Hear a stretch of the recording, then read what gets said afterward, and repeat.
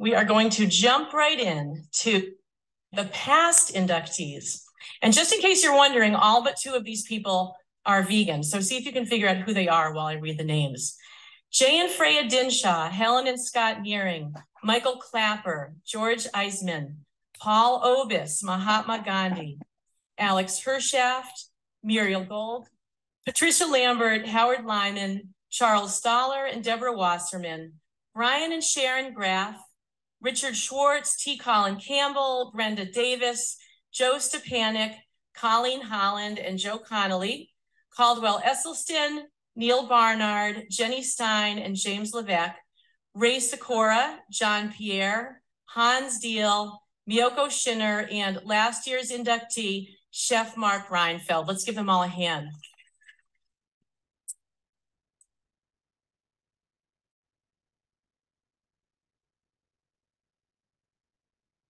So were you able to figure out who the 2 people are that are not vegan? Does anybody know? Gandhi, yes, and Paul Obis. Paul Obis was the founder of Vegetarian Times. They're still not a vegan publication. There's a lot of other ones that have replaced that magazine though. So are you ready for this year's Hall of Fame? All righty, get ready, here's the clues. A culinary instructor, a chef, a professional speaker, an author, and this person has been vegan for more than 3 decades. So that narrows it down to probably about 75 people in the audience, right? So here we go with a little bit more detail. This person is based in LA and hosts a TV series. And she's really funny, having appeared on The Late Show with David Letterman and The Tonight Show with Jay Leno and The Tonight Show with Johnny Carson. And here's Chef AJ.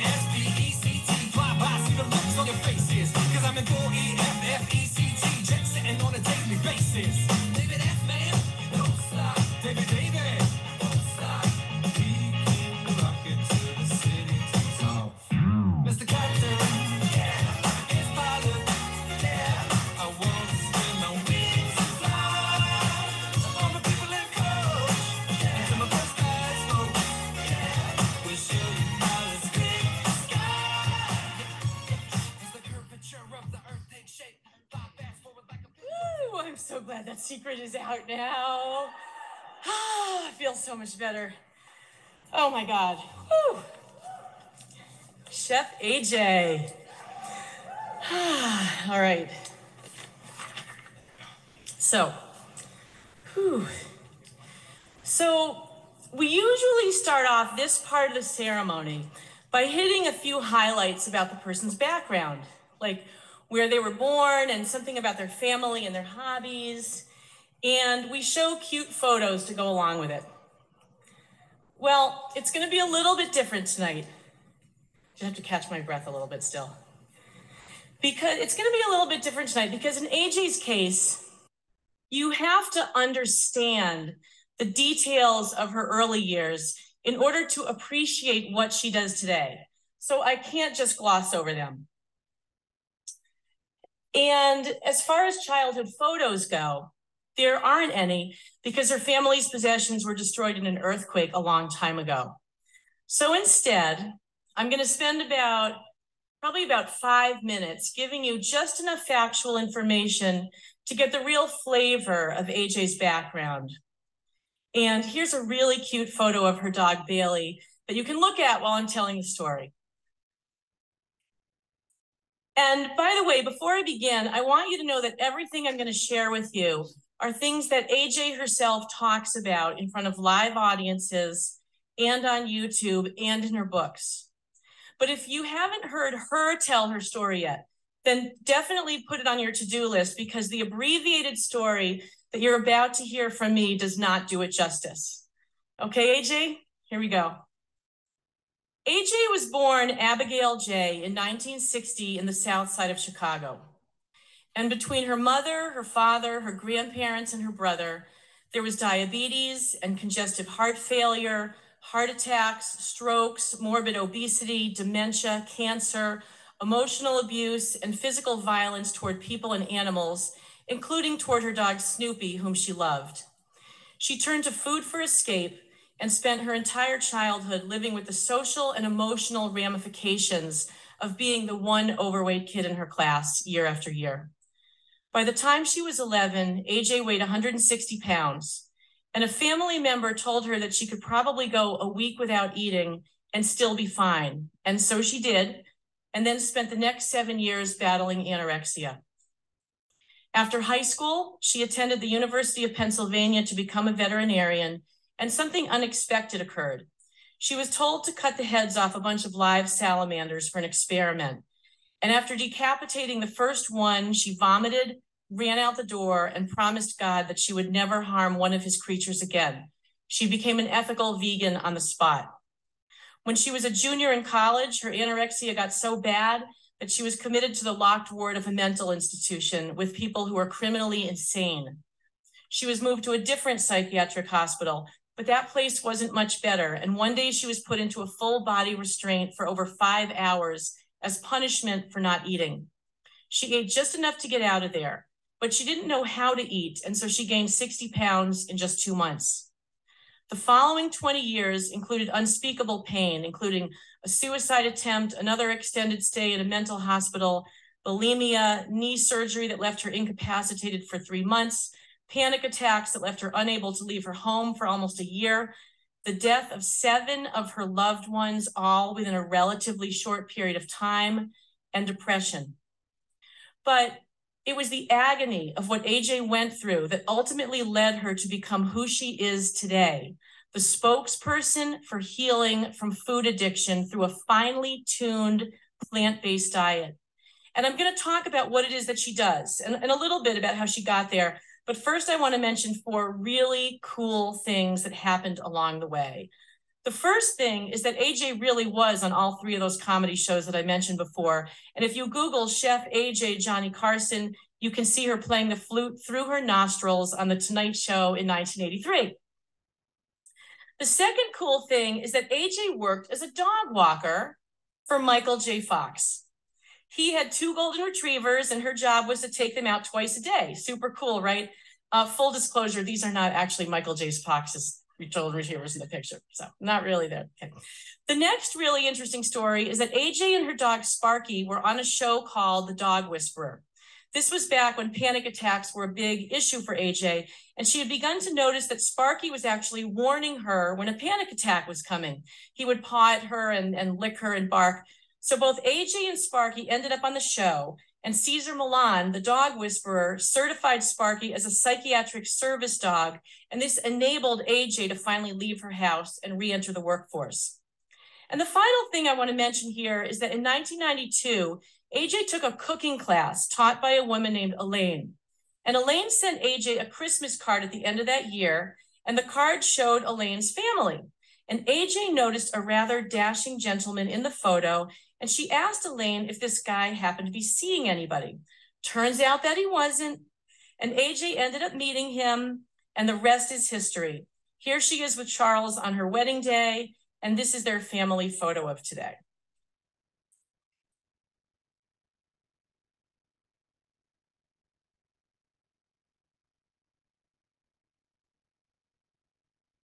AJ would go on to talk about addiction and how it stems from emotional trauma, and how it's really no different from addiction to drugs or alcohol.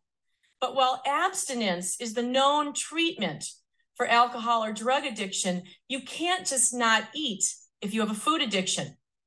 But AJ figured something out. She figured out how to blend the concept of abstinence with actually eating. And she figured out how to blend the proven success of a McDougall-style starch-based diet with tremendous knowledge that she gained from the True North Health Center in California and from experts in the field of food addiction, including Dr. Doug Lisle, author of The Pleasure Trap, also from the True North Center. It took about a decade for AJ to put all these pieces together. But one of the first things that occurred in her progression was that she established herself as a whole foods plant-based diet free of sugar, salt, and oil. And she became a sought-after demo chef by the likes of T. Colin Campbell and Dr. Caldwell Esselstyn and Dr. John McDougall. And they respected her as a chef, not only because of her culinary prowess, but also because of her comedic panache. I couldn't wait to say those two phrases together, culinary prowess and comedic panache. Audiences loved her. But even as she was teaching people all over the country how to eat like this, she herself was still overweight because her wisdom about food addiction was still in development. But once she got it, she tailored the plant-based diet to a person with a food addiction. You see, there are people out there with food addictions who have tried to follow the recommendations by the top plant-based doctors, but they've been unsuccessful. And that's because these people need the kind of guidance that can only come from someone who truly understands what it means to have an addiction. So AJ has touched a population frequently ignored by our culture. And here's how she does it. In 2011, Chef AJ wrote Unprocessed, which unveiled her personal story and explains how a plant-based diet can heal the devastation caused by a diet of animal products and processed foods. This book put AJ on the map, and she's referred to as a magician of the culinary arts by Dr. Hans Diehl in the book's foreword. The book led to several years of the Unprocessed 30-Day Challenge, in which she and celebrity nutrition and fitness guru John Pierre, also a Hall of Famer, guided participants through a month-long experience of plant-based eating and exercise. It also led to invitations to provide cooking classes all over the country, such as the Holistic Holiday at Sea, and Dr. McDougall's Celebrity Chef Weekend and his Advanced Study Weekend, and at the True North Health Center, where she spends a full week every year as a visiting chef. She's frequently interviewed by bloggers and podcasters, such as ultramarathoner Rich Roll, and she's a sought-after presenter at special events and at conferences, such as the Vegan Summers Fest. Yay, Vegan Summers Fest. She hosts a show on Foodie TV called Healthy Living with Chef AJ, where she demos recipes with special guests, such as Caldwell Esselstyn and T. Colin Campbell and Dr. Hans Diehl and Dr. Joel Kahn. And every month she teaches a sold-out seminar featuring cooking instruction and nutritional science and song parodies. And she created Healthy Taste of LA, which is a vegan festival that highlights the country's best plant-based chefs and nutrition experts. And the festival ended up expanding to Healthy Taste of Sacramento and Healthy Taste of Ventura. And she created Ultimate Weight Loss Live, which is a weekend-long seminar with people who have struggled with weight or food addiction are given the tools that they need to move forward with their lives. And past participants refer to this as a life-changing event. And now the piece de resistance, the ultimate weight loss program. Together, Chef AJ and John Pierre lead this system for vibrant health and weight loss. It's specialized for people with food addictions and for people who have struggled with food issues their entire lives. It's comprehensive: exercise, nutrition, cooking, compassion, love, emotional support, and humor. You've got to see AJ and JP together. They're so different from each other. So they fall into this whole good cop, bad cop routine, and people love it. So it lightens it up a bit, but it's not superficial. And it's not just about helping people get the number on the scale to go down. This is about guiding people. This is about inspiring people to live in such a way that the weight actually goes down as a side effect. To date, 2,500 people have lost weight through this program. And here's what a few of them have to say. Shada's doctor told her that if she didn't have bariatric surgery, then she would get diabetes. But she found AJ before she had surgery and ended up losing over 125 pounds. And even more importantly, she's kept it off for 5 years. She went off all meds. Her triglycerides went down. Her glucose went down. Her CRP went from a 14 to a 1. And she says, I finally have my life back and I owe it to Chef AJ. Rebecca's cholesterol went from 212 to 157, and she lost 65 pounds. She said, it's amazing what a whole foods plant-based diet that's free of sugar, salt, and oil can do. Melanie was overweight. Her cholesterol was 237. Her body ached from inflammation, and she was on medication for depression. She says, in less than a year and a half, I was off all meds, and my cholesterol dropped to 169. I lost 40 pounds, and I have absolutely no inflammation. I'm physically active, and I enjoy my life with emotional clarity. Rob lost 23 pounds, and his LDLs went down 50 points. He says, I've continued this healthy lifestyle for 1.5 years, and I couldn't imagine my life any differently. And finally, Karen says, thank you, Chef AJ and Jean-Pierre, for your tireless work in bringing this information and hope to thousands of people. Several of the 2,500 program graduates have lost more than 300 pounds each. And 3 people are in their 70s, and they've experienced the freedom of recovery from food addiction for the first time in their lives. And it's not just chronic obesity that's been reversed, it's diabetes and heart disease and chronic pain and depression. And perhaps even more importantly, people say it's given them a calm, stable mind, something that they could never achieve through other programs. And here's something else about the 2,500 program graduates. Almost none of them were vegan before they began the program. There's one last professional endeavor that I'd like to mention, and that's AJ's new book, The Secrets to Ultimate Weight Loss. It's all here. Her story, the power of the food, her experience and her knowledge of addiction and weight loss, and of course the recipes. It's everything all rolled into one, and it was just released 2 months ago. So to conclude, healing herself was the feat of a lifetime. But AJ took it many steps further. She brought her experience, her wisdom, her tenacity, her story to the world. And she's helped thousands of people experience the same physical health and inner peace that she now feels. She's brought the issue of food addiction front and center and helps remove the shame that so many people with addiction feel. She's the voice that lets people know that no matter how long they've suffered, there is hope. So it's no wonder that Dr. John McDougall says that AJ's personal and professional experiences have earned her the right to be considered the world expert on making the change.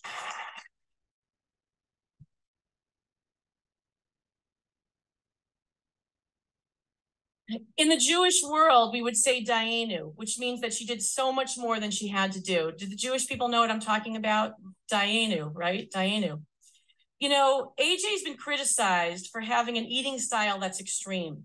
And people say that abstinence is not sustainable. But AJ emphatically says that good habits are worth being fanatical about. And when you reverse a lifestyle disease, when you're in recovery from an addictive substance, the self-esteem that you feel, the joy that you feel, that's sustainable.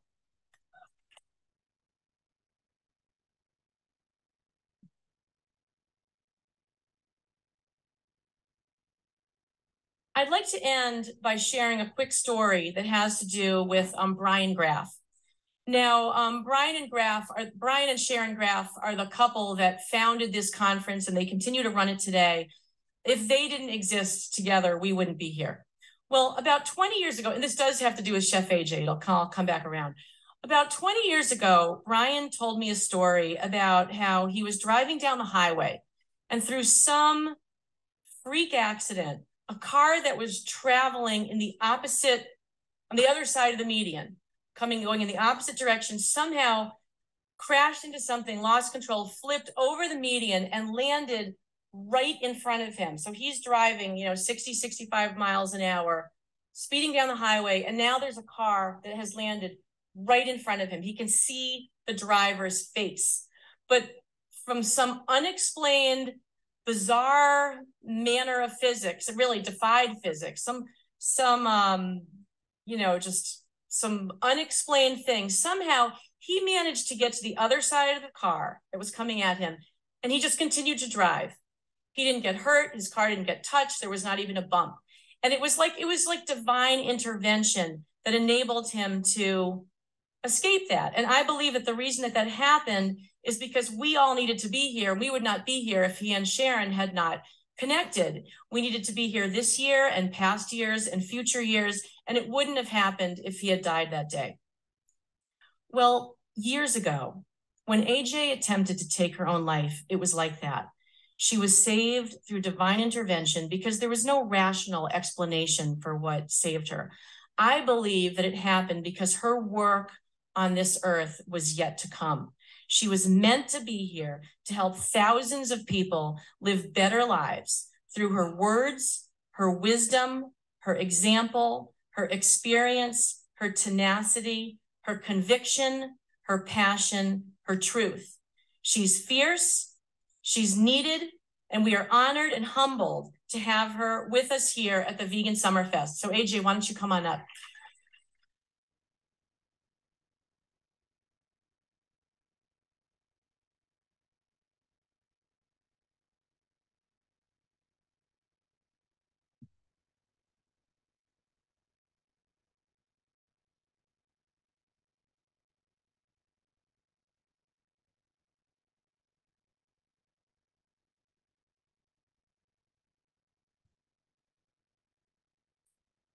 I am humbled and honored and surprised beyond belief. I didn't even think they liked me at this organization, to be honest. But I'm kidding, of course.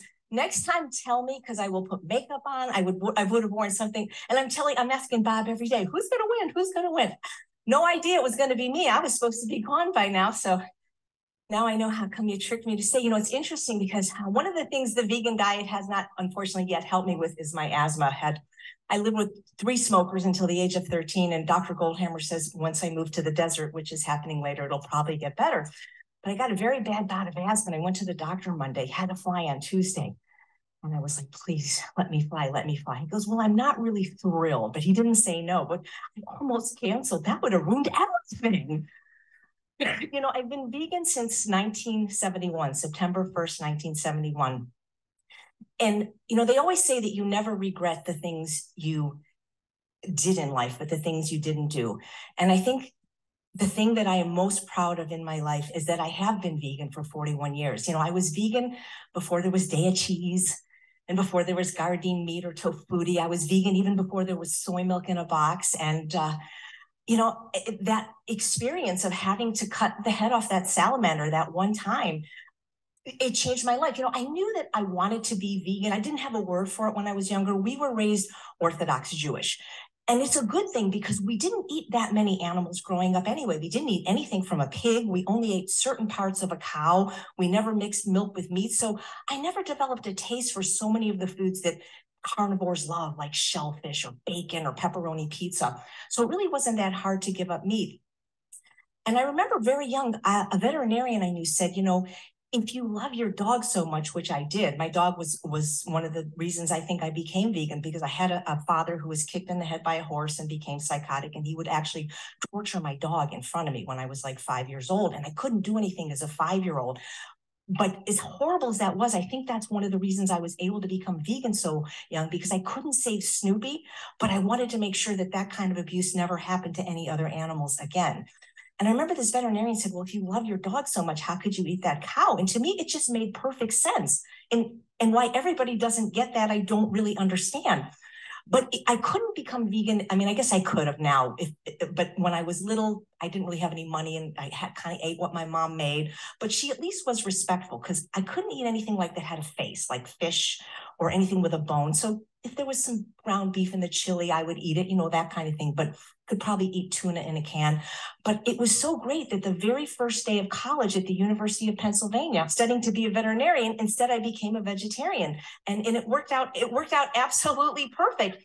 And, I've had some great accomplishments in my life, in addition to some great sours. Being on the Tonight Show was one of them, getting married. But there's nothing that I'm ever going to be more proud about than being vegan, because going to bed every night when you hit your pillow, knowing that no one had to die for you to live. There's no reason for animals to die for us to wear makeup, or for us to take medication, or for us to eat food. It's just crazy. And and to be a member of a community like this and to be it, well, first of all, I'm the first one in the Vegan Hall of Fame, just so you know. The rest of you guys, Clapper and John Pierre, they're in the Vegetarian Hall of Fame. But I'm the first one that's actually in the Vegan Hall of Fame to be among these because, I mean, I've been vegan almost as long as Summerfest has been in existence. And, you know, it doesn't matter, you know, why you're vegan. I don't care if you're vegan for the animals, vegan for your health, or vegan for the planet. Because you know what, guys? At the end of the day, the animals really don't care why you are not eating them, you know? So thank you so much for this honor, and thank you so much for coming to Summerfest, and thank you for your beautiful tribute, and I love you all, and I love vegans, and let's just make a vegan world. Let's not just have vegetarian Summerfest. Let's have vegan world. Thank you. And Chef AJ, on behalf of the board of the North American Vegetarian Society, thank you for your contributions. Thank you. I will honor this forever. Thank you. Thank you. Bye.